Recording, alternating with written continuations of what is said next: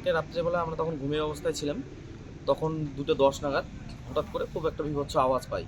তো সাথে সাথে এখানে সিকিউরিটি থাকে, ব্যাংকে যারা সেবিকেরা থাকে তারাও দৌড়ে গেল, আমরা ঘর থেকে বেরিয়ে গেলাম। বেরিয়ে যাওয়ার পরে দেখলাম যে গাড়িটা এমনভাবে অ্যাক্সিডেন্ট হয়েছে, দুটো আলাদা আলাদাভাবে ভাগ হয়ে গেছে।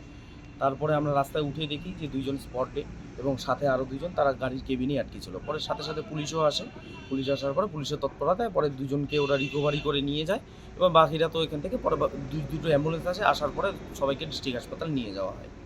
কখনকার ঘটনা এটা? 2:10 নাগাদ রাত্রি। গাড়িটা কোন দিক থেকে আসছে? গাড়িটা সম্ভবত দুর্গাবাড়ির যে দিক থেকে, মানে উত্তর দিক থেকে এদিকেই যাচ্ছিল আর কি। 2 জন তো স্পটেই মারা গেছে এবং একজন তো আপনার যে গাড়ি চালাচ্ছিল তা সেও সেন্সলেস, আর পেছনের একজন খুব মানে চেষ্টা করছিল হাতটা দেখানোর, 2-1 মুহূর্ত লাস্ট মুহূর্তে চেষ্টা করছিল, তারপরে তো গাড়িতে তোলার পরে উনি শুনলাম যতদূর যে হাসপাতালে পৌঁছানোর আগেই উনি মারা গেছেন। হ্যাঁ, আমরা সবসময় দেখি এরকম অ্যাক্সিডেন্ট, কিন্তু এরকম অ্যাক্সিডেন্ট জীবনে দেখি নাই যে গাড়ি দুই টুকরা হয়ে যায়। তাহলে কত স্পিড ছিল গাড়ির? কখনকার ঘটনা মোটামুটি? রাত্রি 2:18। এই জায়গাটার নাম? পুটিমারি। আপনারা রাত্রে স্পটে দেখছেন তো? হ্যাঁ, আমরা 2 মিনিট পরে চলে আসছি এখানে, এই তো বাড়ি আমার। আচ্ছা, কি দেখলেন? দুজনেই মারা গেছে? 3 জন মারা গেছে, একজন নার্সিংহোমে আছে শিলা।